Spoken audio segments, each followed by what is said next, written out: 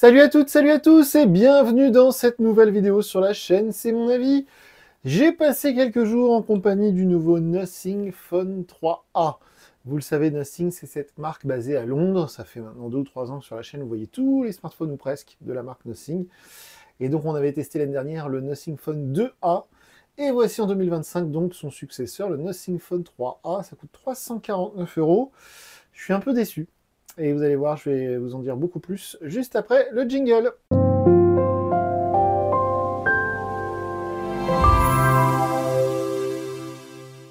Alors, ce Nothing Phone 3A, qu'est-ce que ça vaut?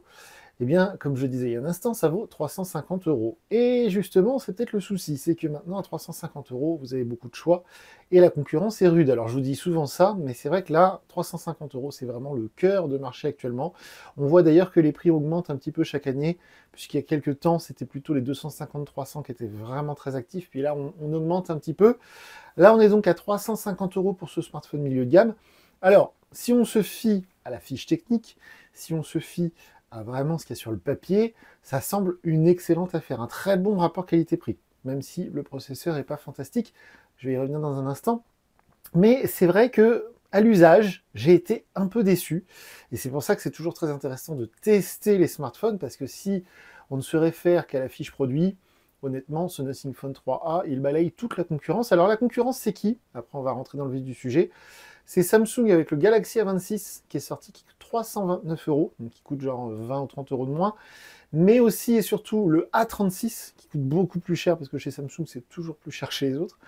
On a aussi les Redmi Note 14 Pro qui sont maintenant dans ces prix-là. J'ai vu je crois que c'est chez Boulanger, il y a un pack avec le Xiaomi Redmi Note 14 Pro 5G et des oreillettes offertes à 360 €, donc à 10 € près c'est le même prix. On avait aussi testé en début d'année le très bon Honor Magic 7 Lite. Et il m'avait vraiment agréablement surpris. Je n'attendais rien de ce smartphone qui coûte également 350 € et qu'on trouve même à 299 €, le Honor Magic 7 Lite. Et aussi, je vais comparer ce Nothing Phone 3A au Poco X7 Pro qui ne coûte que 20 ou 30 € de plus et qui est meilleur à tous les niveaux.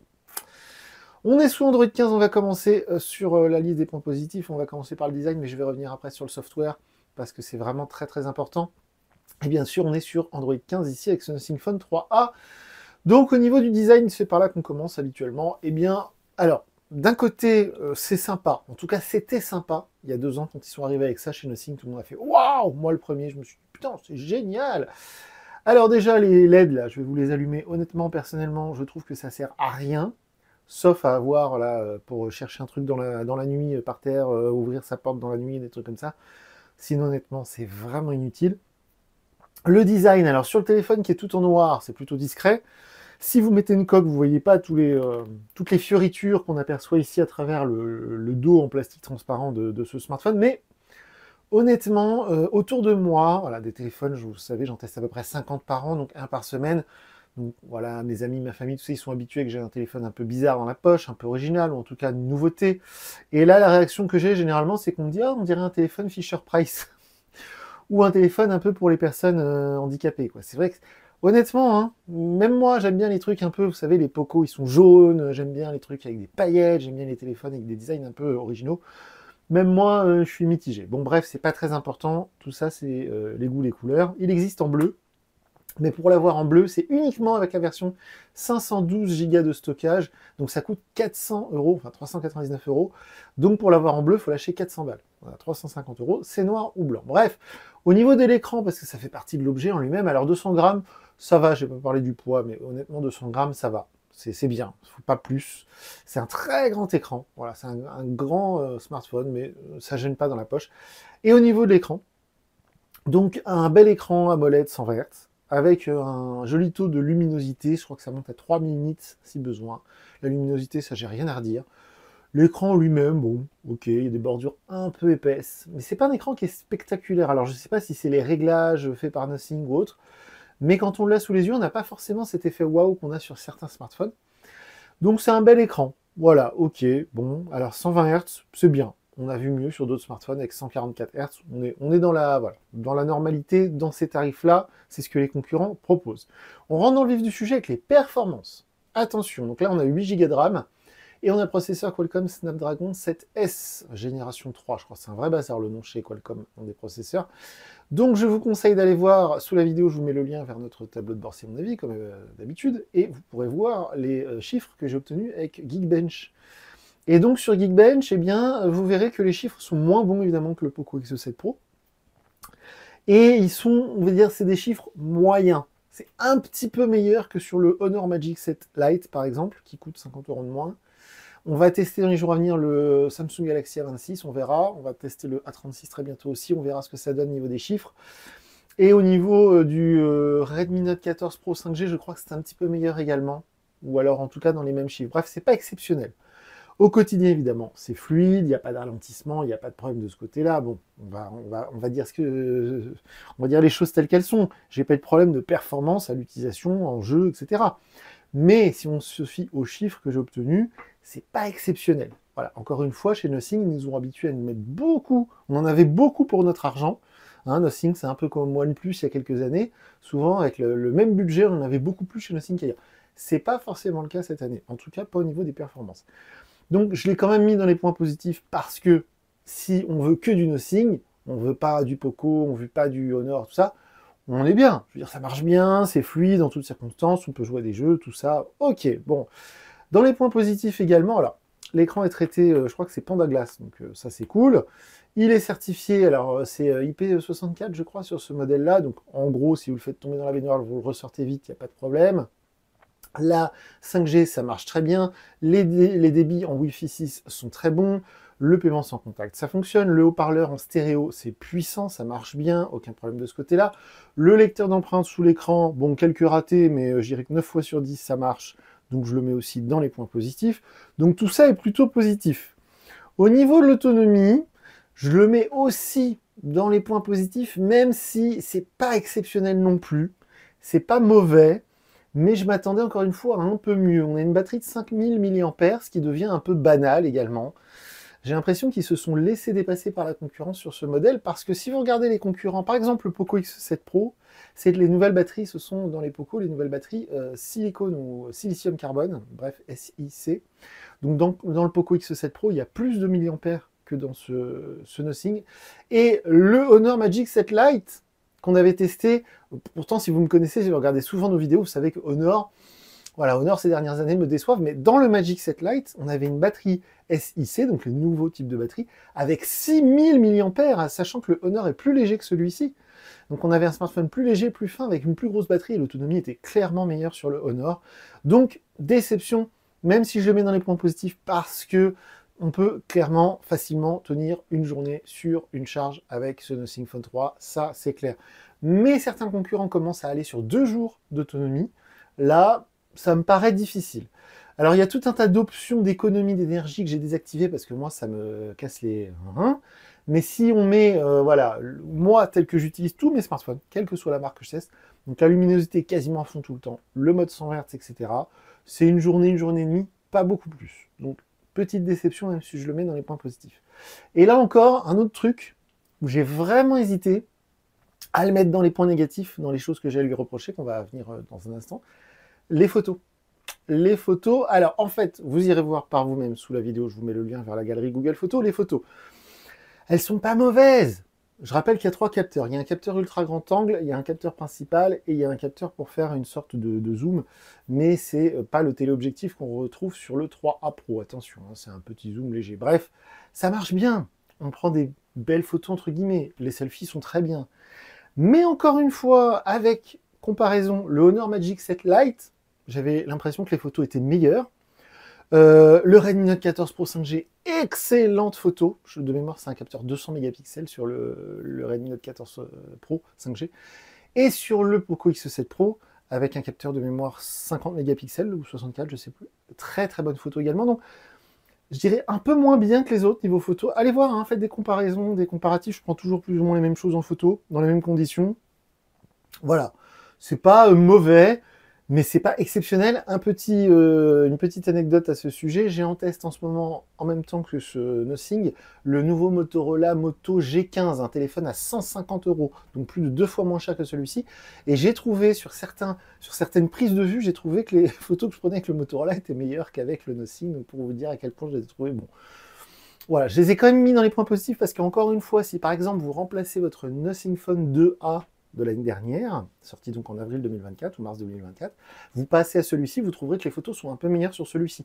D'accord, mais si on compare avec ce qui se fait maintenant, c'est pas exceptionnel. C'est bon, mais c'est pas exceptionnel.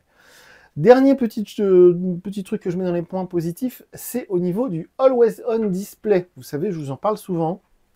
C'est ces informations qui restent en permanence à l'écran. Ça y est, enfin, ça s'est démocratisé. Pendant des années, j'ai râlé parce que en dessous de 500 €, personne proposait le Always On Display.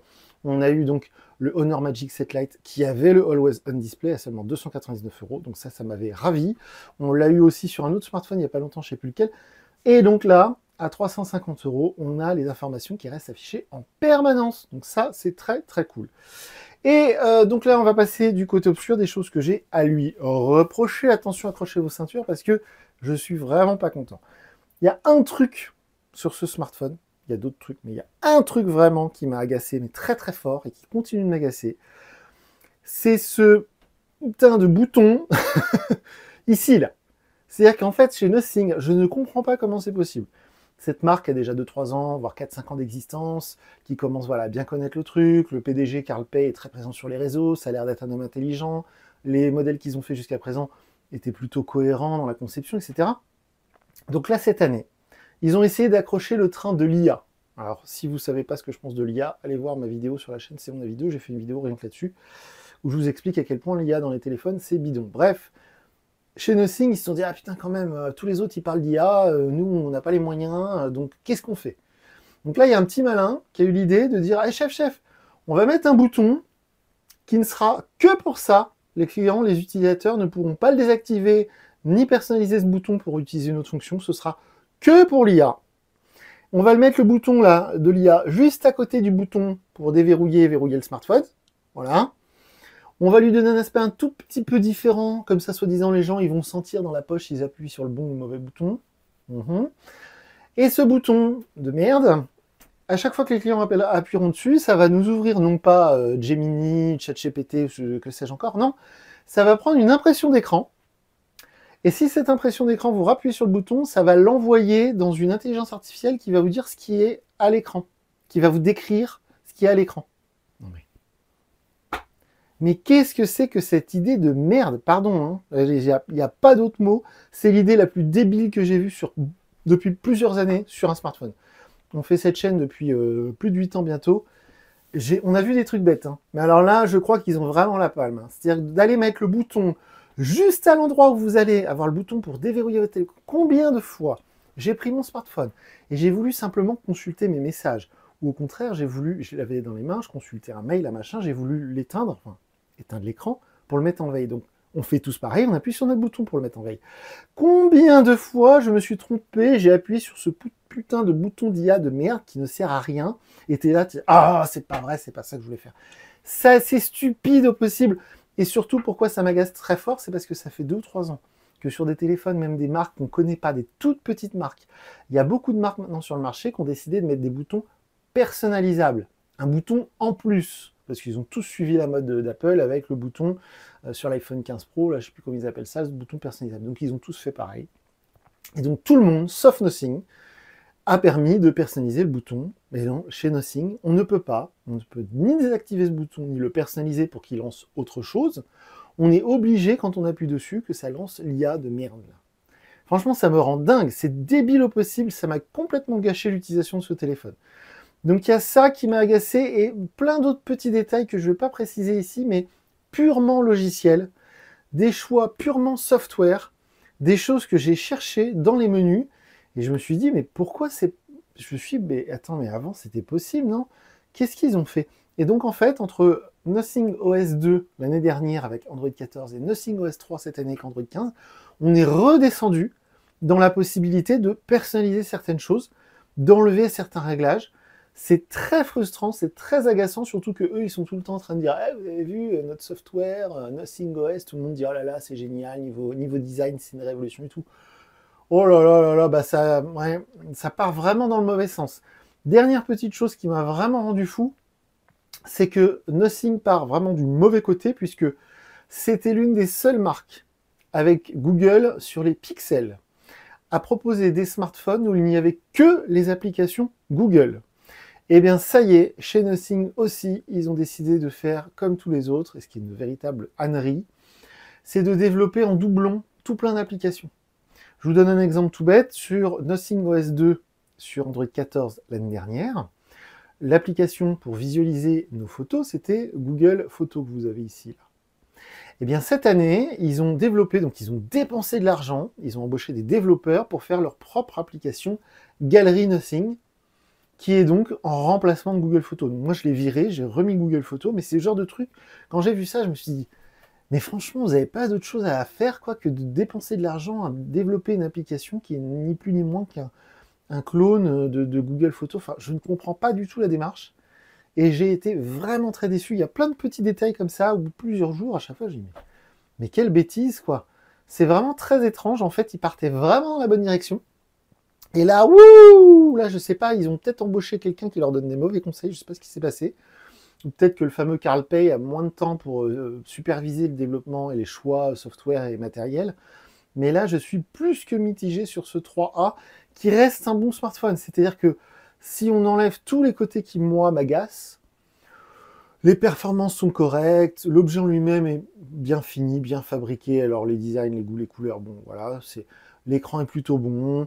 Les photos sont correctes, l'autonomie est correcte. Mais encore une fois, venant de moi, si vous regardez les vidéos précédentes de la chaîne, je suis fan de ce que fait Nothing jusqu'à présent.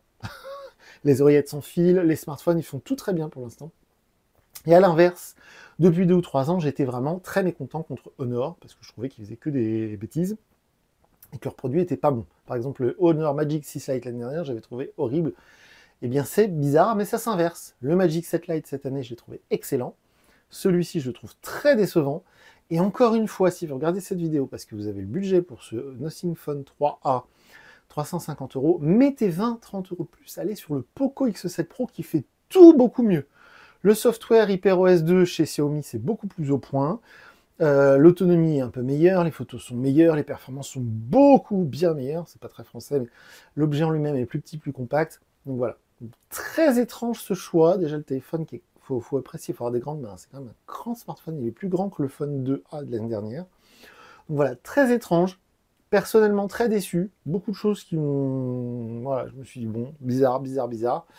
Donc si je devais lui donner une note sur 10, on est quand même à 7 sur 10 parce que c'est un bon smartphone. Je veux dire, intrinsèquement au niveau de la fiche technique.